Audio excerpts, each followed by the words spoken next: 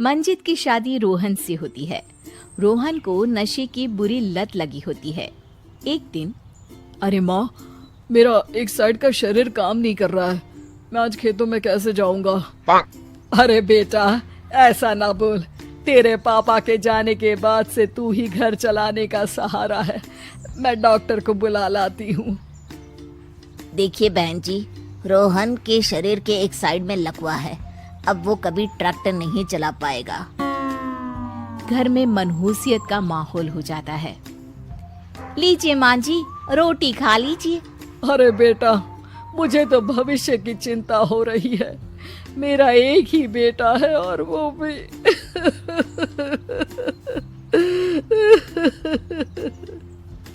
माँ जी, आप चिंता न करें। जब तक ये बीमार है मैं खेत जाकर काम कर लिया करूंगी। वैसे भी नशे के कारण इनका शरीर काफी कमजोर हो गया है। अगले दिन मंजीत खेत में जाकर काम कर शाम को घर लौटती है। ये ले बेटा, पानी पी ले। कैसा रहा काम का पहला दिन? माँ जी, काम तो ठीक है, लेकिन मैं अगर ट्रैक्टर चलाना सीख लूँ ना तो काम और भी आसान हो जाएगा। अरे बेटा, दुनिया क्या कहेगी कि औरत होकर ट्रैक्टर चला रही है। माँ जी, या तो हम दुनिया देख ले या अपना घर, कोई बात नहीं। जब ये ठीक हो जाएंगे तो सब ठीक हो जाएगा। अरे बहू, जरा बाहर तो आना। जी माँ जी। बहू, तेरे मामा जी आए हैं, तूने बुलाया था ना? हाँ माँ जी, वो मामा जी ना आज से मुझे ट्रैक्टर चलाना सिखा।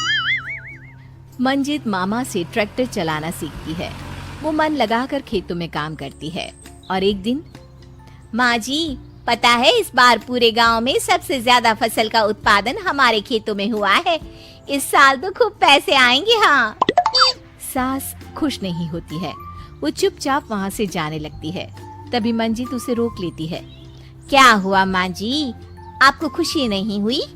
बेटा, आज डॉक्टर साहब बोल रहे थे कि रोहन के ठीक होने के लिए 5 लाख रुपए की जरूरत है। समझ नहीं आ रहा क्या करूं। मंजित शांत हो जाती है। अगले दिन सास मंजित के पास आती है। बेटा, ये मेरे गहने हैं। इसे अपने गहनों के साथ जोड़कर सुनार को दे आ। जितने पैसे हो ले आ। डॉक्टर को आज ही देने हैं। मंजित अपने गहने और सास के गहनों को लेकर दुकान में बेचकर पैसे लेकर घर आ जाती है। माँ जी, सिर्फ 3 लाख रुपए का ही इंतजाम हो पाया है। बाकी के पैसे कैसे आएंगे? बेटा, अब तो एक ही चारा है, हमें जमीन भी बेचनी पड़ेगी। माँ, खेत बेच देंगे तो खाएंगे क्या? अरे बेटा, कोई दूसरा चारा भी तो नहीं है। रोहन ठीक हो जाए तो वो मेहनत करके इससे भी बड़ी जमीन ले लेगा। सास बहू मिलकर खेत भी बेच देते हैं। अब पूरे पैसे लेकर सास डॉक्टर के पास जाती है।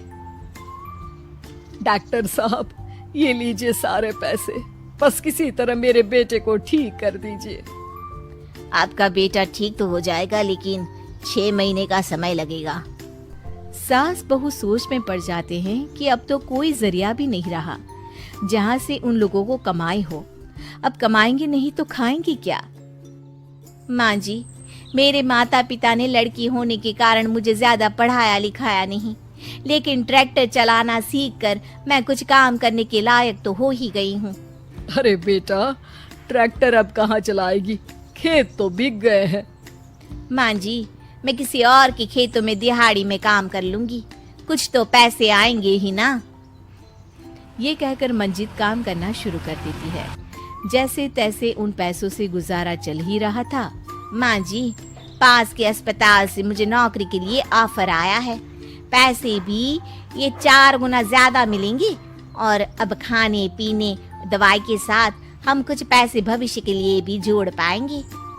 लेकिन काम क्या है बहू?